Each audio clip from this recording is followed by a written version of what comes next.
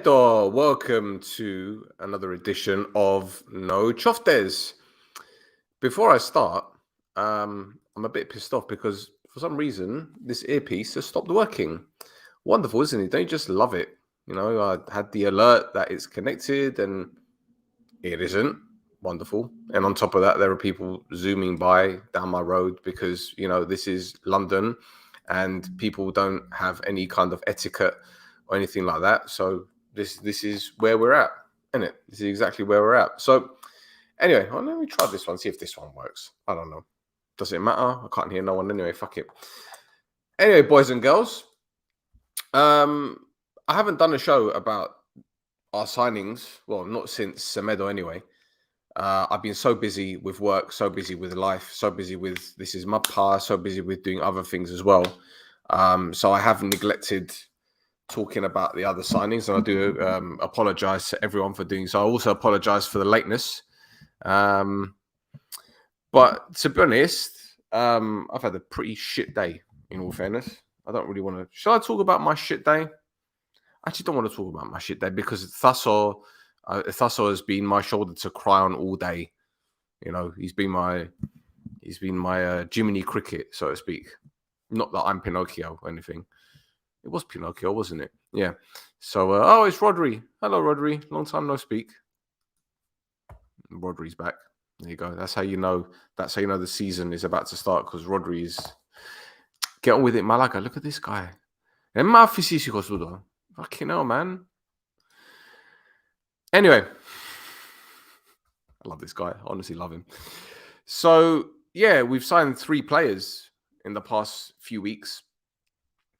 3 interesting signings, no doubt. I'm not going to lie to you. I didn't expect 2 out of the 3 to join. I knew about Coulibaly. I didn't want to say too much. I gave a few hints, but I didn't want to say too much. I thought Mitrovic was going to be the one, but unfortunately our what's it called? The penny pinchers at the club didn't want to give him what he wanted. It is what it is. We've got a 28-year-old centre-back. Lots of experience. But before I talk about him, let's go into Marquinhos Cipriano. Interesting signing, again, from left field completely, which is ironic because he's a left-back. We're talking about a player that had a spell at Shakhtar Donetsk.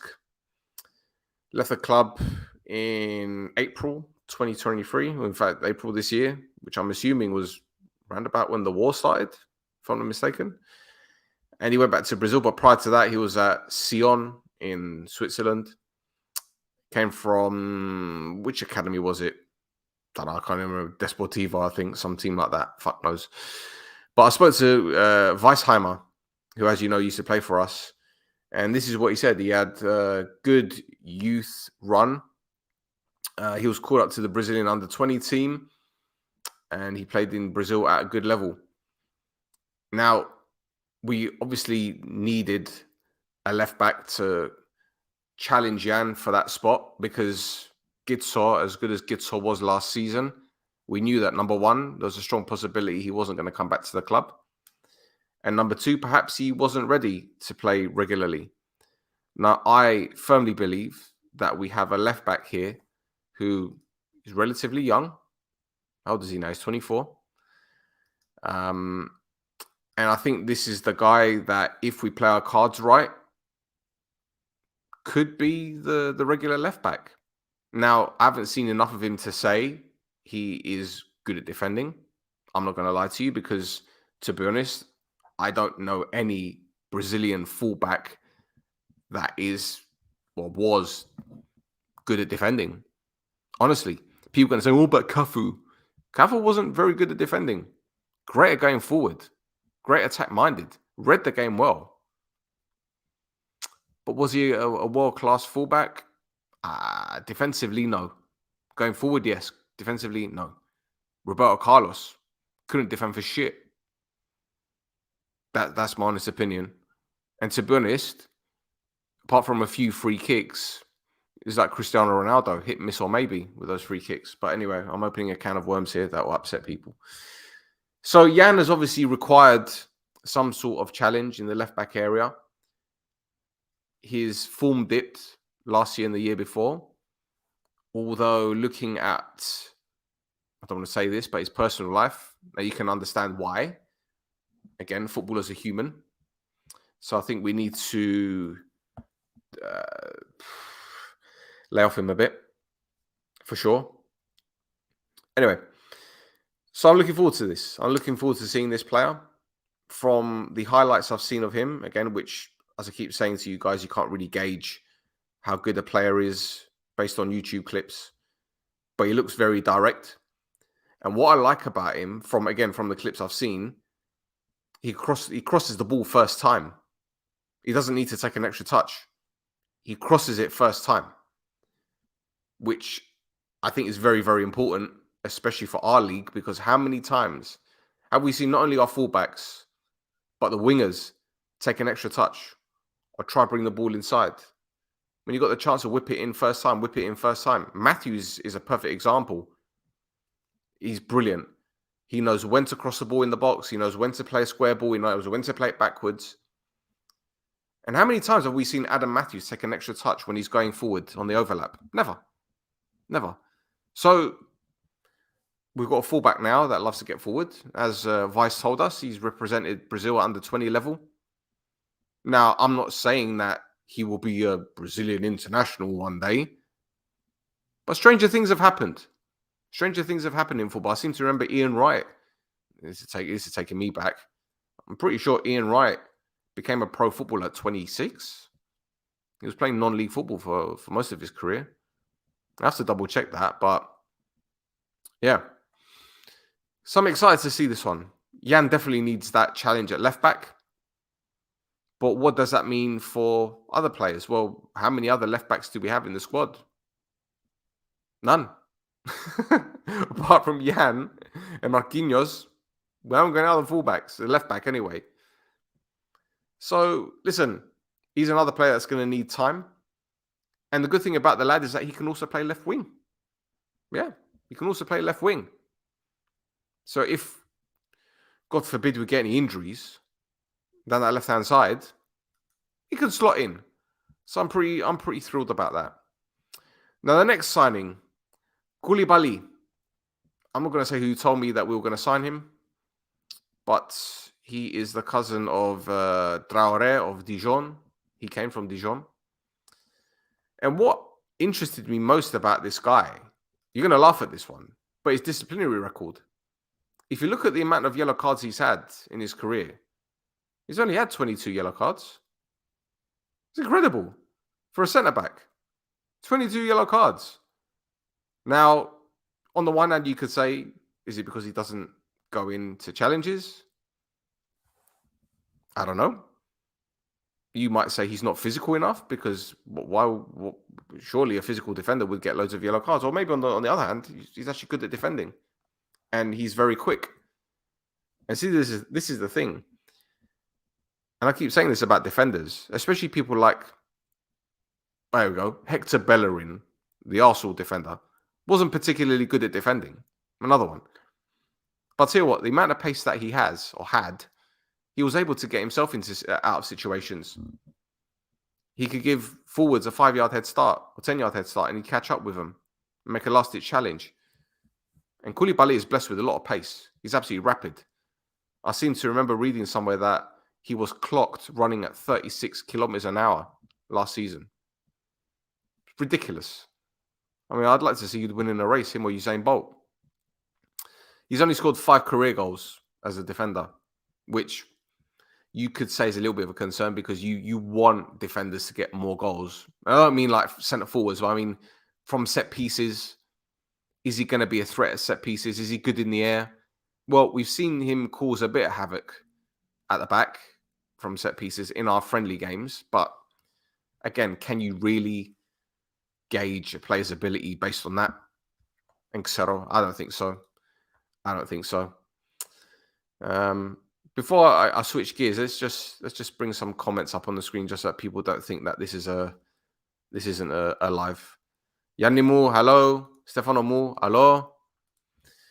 Is this pod about every signing, fam, at 12 p.m? You're on some mad thing. Bro, I went to the gym this evening, so I really ain't tired.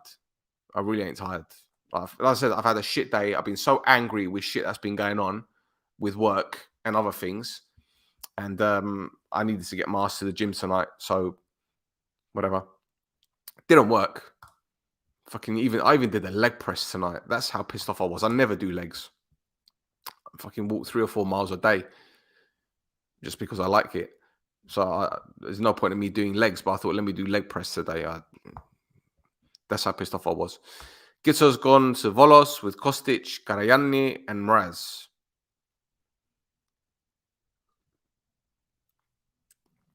Tasso is the Volos communications guy. He started as a winger and then he became a left back. Marquinhos, yes. Marcelo was a good left back. He was good, but was he great defensively? I don't know. Single cross is huge. Yeah, first time cross, I agree. Fucking Wesley has a Brazilian cap and he's Wesley. You're Wesley. Yeah, the Villa striker. Yeah, I know. But he didn't get to prepare with the other players in Poland.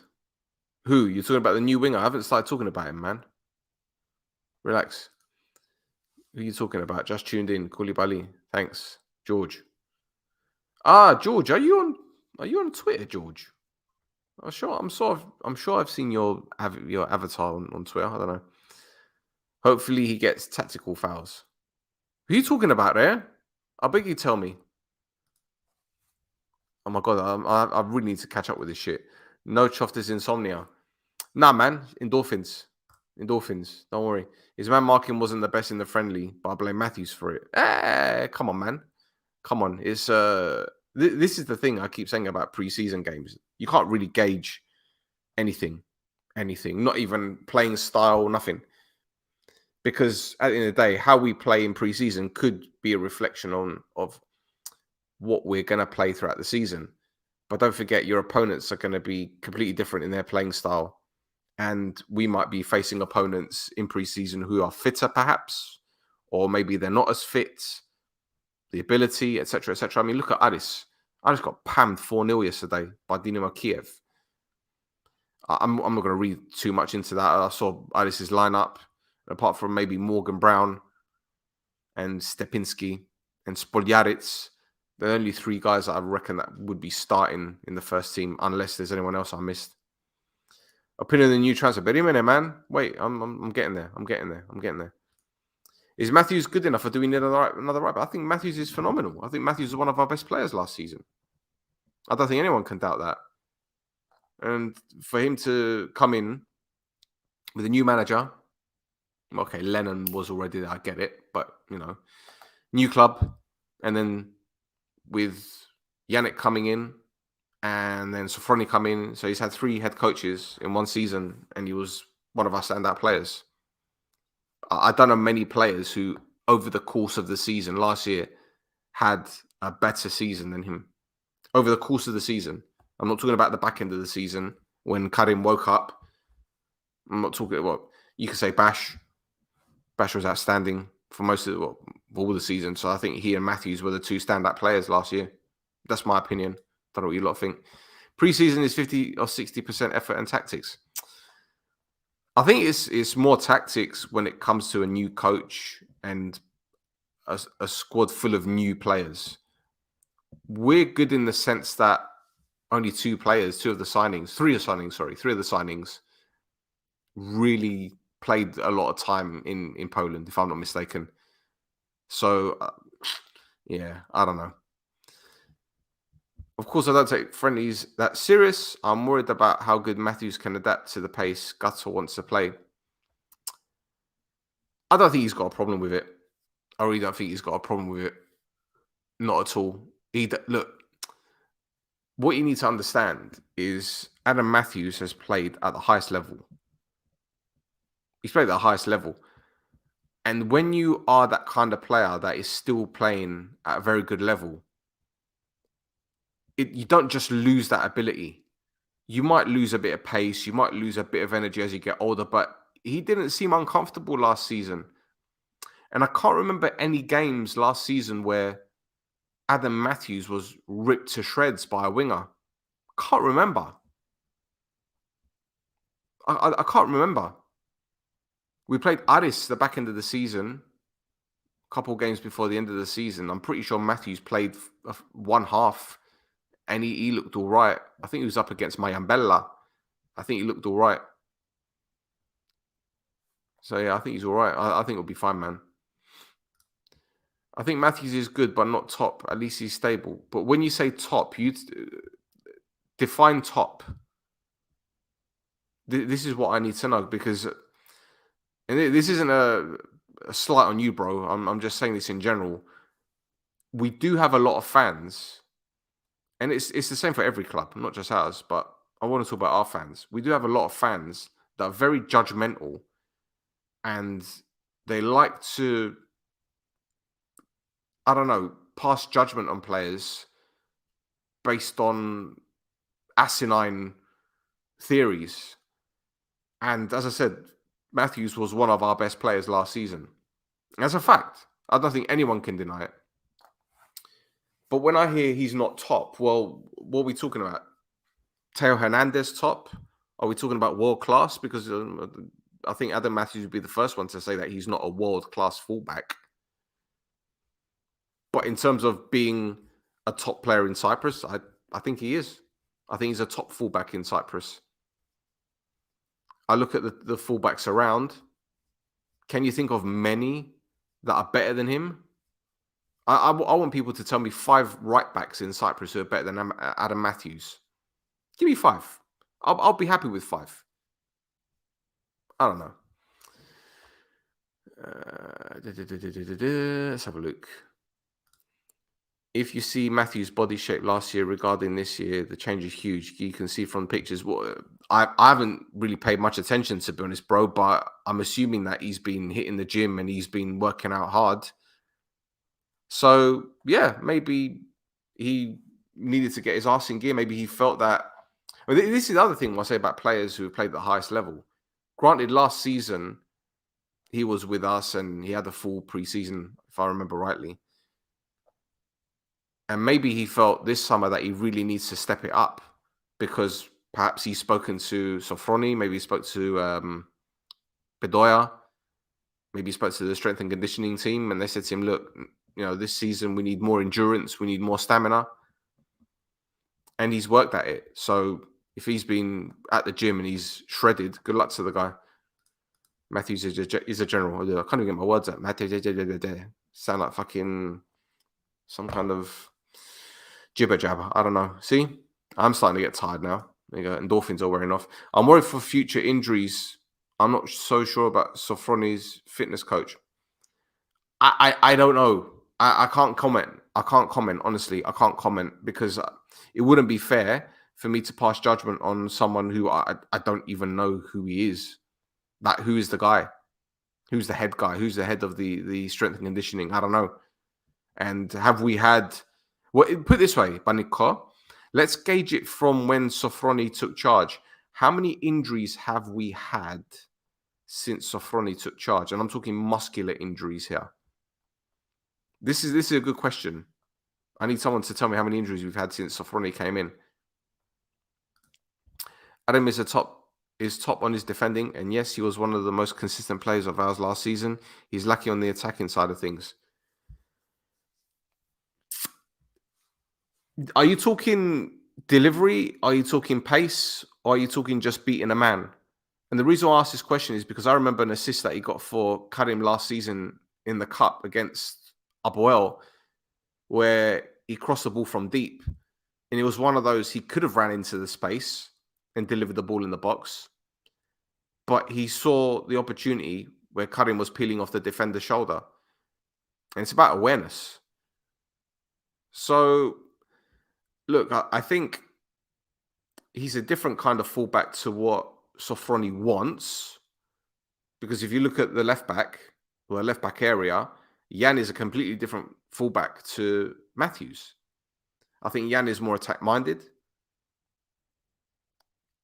In terms of delivery, I think they're just about the same in terms of crossing the ball in the box. I think Matthews is more physical, clearly more physical. I think Matthews is better in the air. I think Matthews reads the game better as a defender. But going forward, Lesiak is ahead of him. That's my opinion. But yeah. Plus, I see no chemistry between him and Loizo. What, you mean Matthews?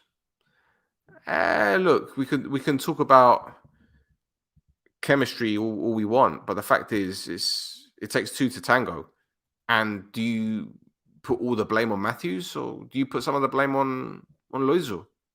This is what I'm saying. I love Loy. I love him to bits, but I think he's been getting a free pass a lot.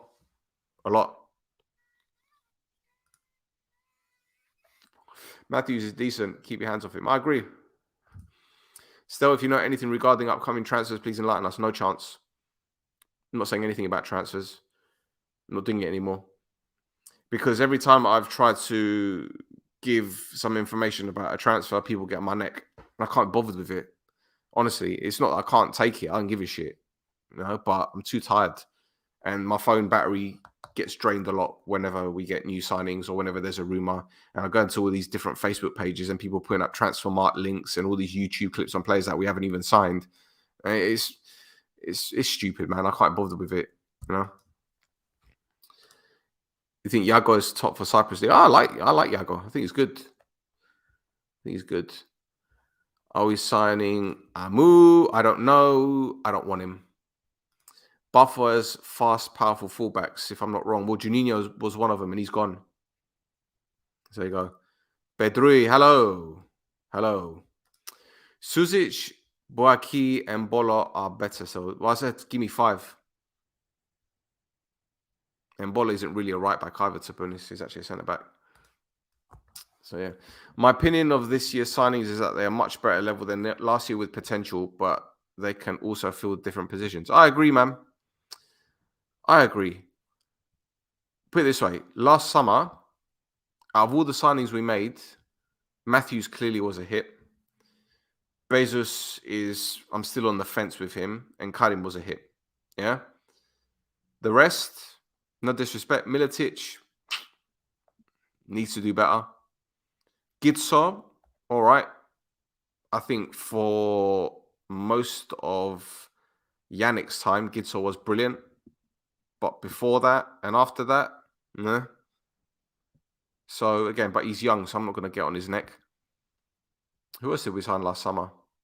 Kasama? Again, Kasama, we still haven't seen the real Kasama. Will the real Kasama please stand up? Because we're still waiting for him to show up. Don't get me wrong, it's great at partying full time when you win a trophy. But did we sign a cheerleader or did we sign a footballer? But again, I'm not going to get on his neck because perhaps he still needs time to settle. So again, I don't want to pass judgment just yet. T-Rex is here. Bro, you and I spoke this morning. I'm not over it.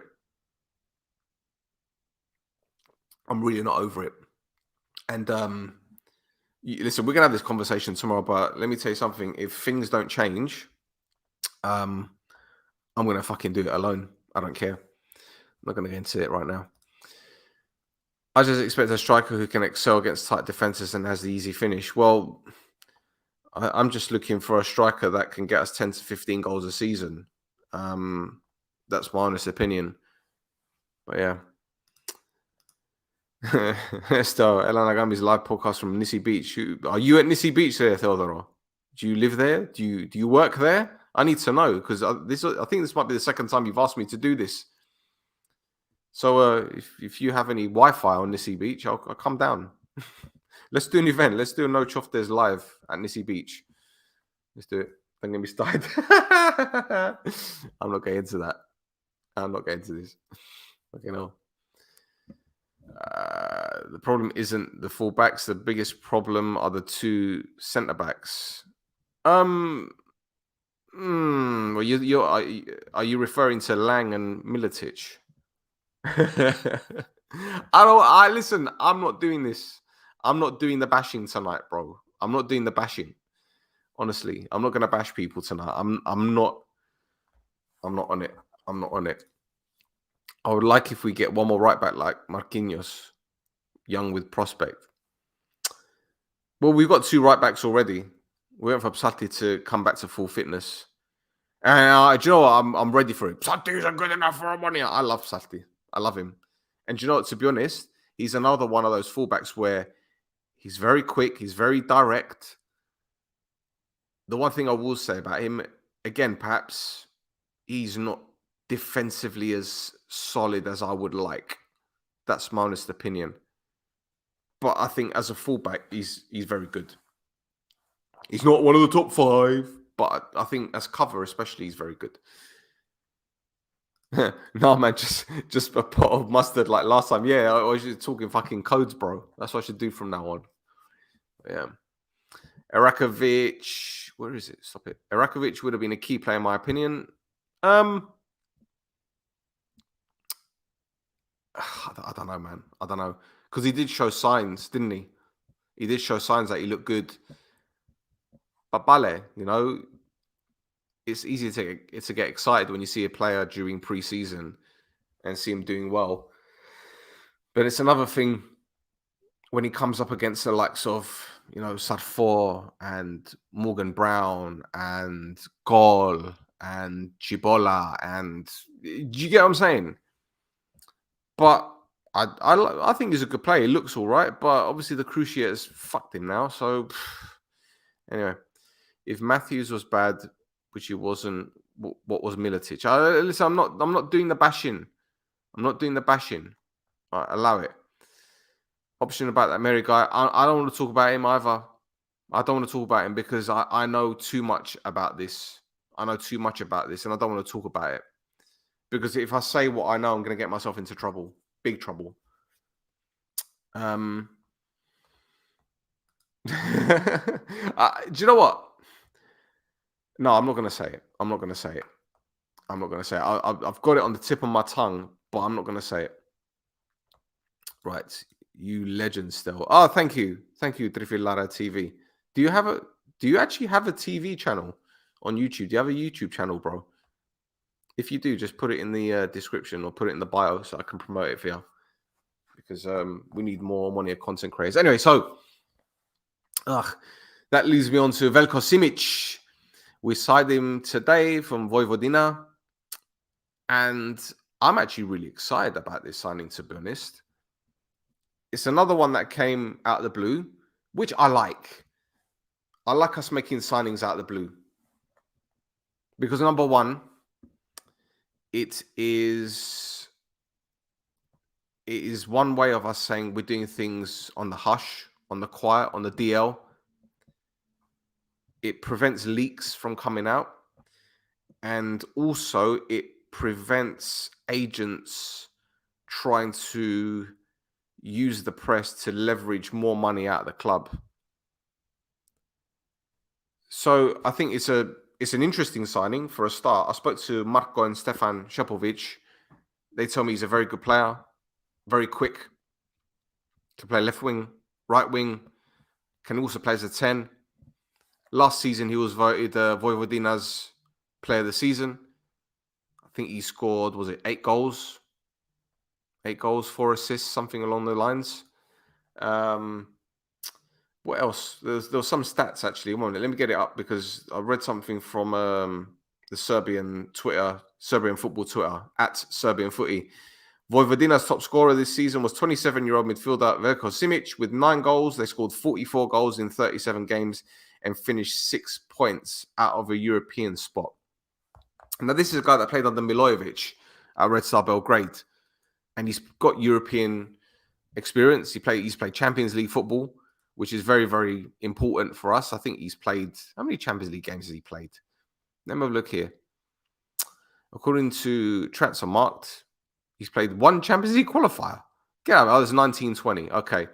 He played 4 in the Conference League qualifiers. I think he missed a penalty against Copenhagen, if I'm not mistaken. I think he missed a penalty against them. But look, you're looking at a player that scored 23 goals in just under 100 games for Vojvodina, got 10 assists. He's a winger. And for him to get that amount of goals as a winger, I think is impressive. Again, watching the clips of him that I've seen on YouTube, again, you can't really judge him based on that. But what I like doing with these players, I don't watch the type of goals that they score. I try and watch their movement and watch their running off the ball And if they identify the spaces, I think he's got a good 5-yard pass, which is important. Low center of gravity. And he's got this burst of pace. He switches gears very quickly. And if you guys have noticed, there's a pattern that's emerged with our signings this summer. Coulibaly, rapid. Marquinhos, rapid. Senou, rapid. Simic, rapid. So, do you see where I'm getting at here? Like, subscribe, tell your nonna. Smash that like button quickly. Smash it faster than Coulibaly runs. So, it looks like, for me, this season, we're going to go with a similar system to last. Get men behind the ball. Hit teams on the counter-attack. But hit them with pace. And we saw this last season with the slow counter-attacking football that we played. Because if you guys remember, there were so many times where we broke forward. And it seemed that we weren't getting bodies forward quick enough. Loiza was getting the ball. He was running at players. Karim was running with him. You might have Zaha on the other side or Coulibaly. But it didn't seem that there was any urgency. But it's not that there wasn't any urgency. It's just that the players weren't quick enough to keep up. And now, on the counter-attack, we've got potentially 2 wingers. They're absolutely rapid in Semedo and Marquinhos on the left-hand side. We've got the fullback and the left winger. On the right-hand side, possibly Loiza or possibly Simic. And maybe Simic can play as a number 10.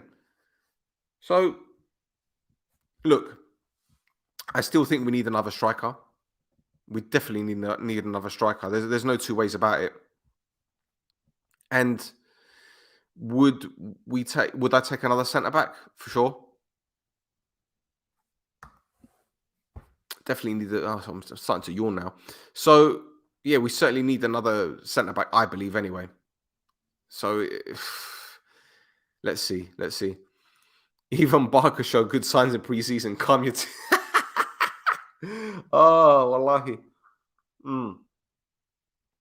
Listen, let's not talk about Barker, please. Let's not talk about it because I said it last season. We need to be patient with him, and he did look okay in his first game, the pre-season game, but you got a guy that's had over 13 hamstring injuries. So yeah, love the pod, Stel and co from a non-Omonoia fan. What team do you support, man? Tell me what team you support. Simic leaving Vojvodina helps Abuela out, so thanks. Piss off. I love you, man. I love you. Opinion on JJ. Ask me this question in January. I can't tell you just yet. Thank you. He was out of contract, so no help. Like, sub, share. Yeah, Bedro's doing my job for me. Destroy the like button. Only 4 likes. Yeah, see, there you go. This year, enough money has been paid to buy the new signings. I don't know how much they spent. We'll find out. Well, that's an interesting one, but I'd like to know how much money the club has made from sponsorships because we've got new sponsors now, haven't we? There you go. I'm confused on where Simic is coming into play. Left wing, right wing, number 10. I think this is the importance of having versatile players. Having one player that can only play one position, I don't know. But I think he's a very talented player from what I've seen anyway and from what I've heard. So there you go. This guy's no good for a striker? No.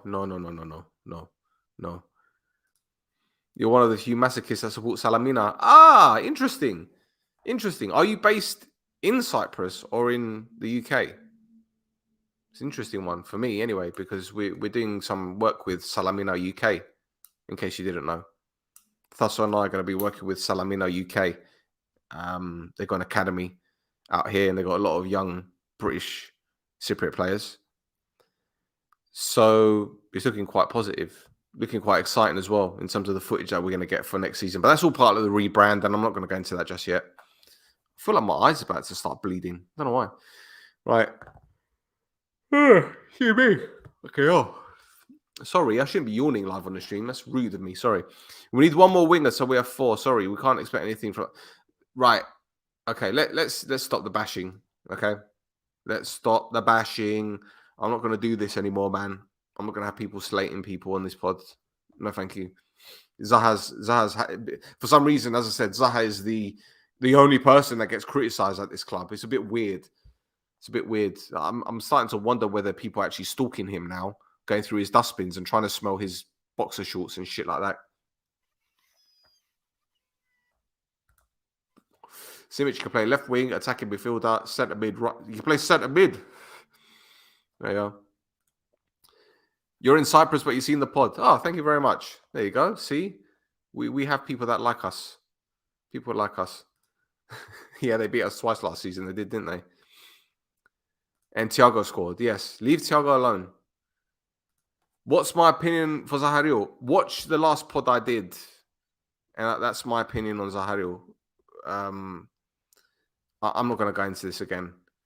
As I said, I did a pod, and I spoke about Zahario on the last pod. When did I do it? 3 days ago? 2 days ago? And this is something else I don't want to talk about again. Never again. I'm done. To do them soon. Okay? Help me. I started following you guys when Ireland justifiably knocked us out of the cup with the ghost penalty. I really wanted to go to the final against Omonoia. Okay. I understand. But oh well, super referees. Yeah, well, I'm going to talk about them. Coulibaly or Maguire? Who would want Maguire? Who would want? Don't even want to talk about that guy. Thoughts on Amu on his football mainly? Don't care. Honestly, I don't care. I haven't even gone on YouTube to find out about him. When I see a footballer going to court for alleged rape and 2 out of 3 judges say that he's guilty, that's enough for me, to be honest. But hey, listen, we signed EI when he was accused of, sexual assault, allegedly. So, what's the difference? If we do sign this player, despite the allegations, we can't talk about Sarfo anymore. So I don't know what you want me to say. Again, it goes back to due diligence, But then again, as I said a couple of weeks ago, how do we know that? When was it? Last week. How do we know that there's actually any interest in the player? Because he's trained with the club. He's training on his own. So I think we shouldn't jump the gun. I personally think that his agent knows JJ and he's called in a favor because the lad needs a new club and he needs somewhere to train. So there you go. Sarfo isn't allegations. I know, man. I know. Again, let's not go into that. Who talks about Sarfo? No one does. There you go. This is what I'm saying. No one talks about him. No one talks about what he's done. No one cares about what he's done. I just think it's absolutely baffling. Honestly, I think it's baffling how this isn't even touched upon. It's honestly, I can't understand it. I honestly can't understand it. It's almost as if it didn't happen. It's bizarre. It's absolutely bizarre. And it's sickening as well. Because for me, when someone is arrested, thrown in prison for what they did, and I'm not going to repeat what he did. You can Google it if you don't know. And for him to get a passport in Cyprus, I'd like to know. Well, actually, no, I do know who was behind it. And I'd like to know how much they were paid to sort it out. And I'd like to know what they would do or how they would feel if the person committed the same crime again, but to a Cypriot girl. What would happen then? But again, there are no morals in football. There are no morals whatsoever. None. It's all about the money, boys and girls. And this is what you guys need to understand. We love the game. We love football. But there's no morals in football. None at all. It's bullshit.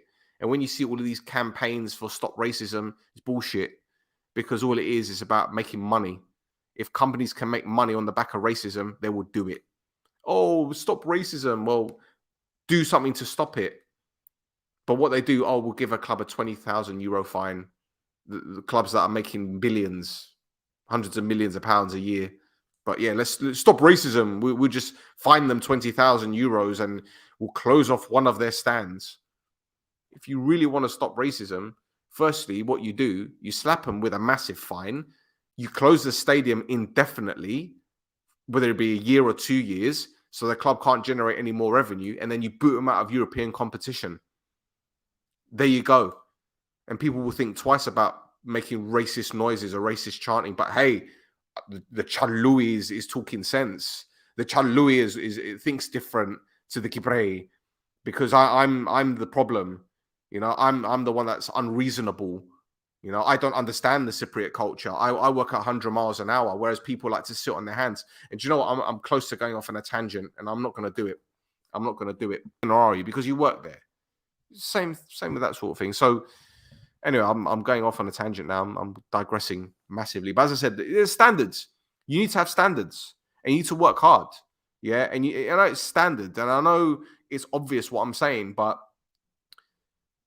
again, I'll give you another example. I went to a wedding on Saturday. I drove all the way to Wolverhampton for a wedding, which is like 2.5 hours away, right? And throughout the wedding, I'm on my phone, like sending emails, all that kind of stuff. And obviously, you need downtime, but I need to keep going. I need to keep going. I need to keep pushing, and sacrifices need to be made. And I think this is the lesson that I need to give people. If you want something, just go for it. Go for it. If you have an ambition, go for it. Because the worst thing you can do is doubt your abilities. If you don't have self-confidence, if you don't have self-belief, then how do you expect anyone to feel the same way about you? Yeah? So you need to have that in you. Always go for it. Always go for it. Because you never know what could happen. You might meet someone or bump into someone that can help you out, or there's no such thing as a coincidence. That's my opinion. There's no such thing as a coincidence. Anyway, I'm really tired now, and you can tell I'm fucking waffling because I talk a lot when I'm fucking tired. So I'm gonna leave you a lot to it. Have a good night. Thank you everyone for tuning in. Namaste. I love you all, and don't forget to like, subscribe, tell your nunna. So until next time, yalla.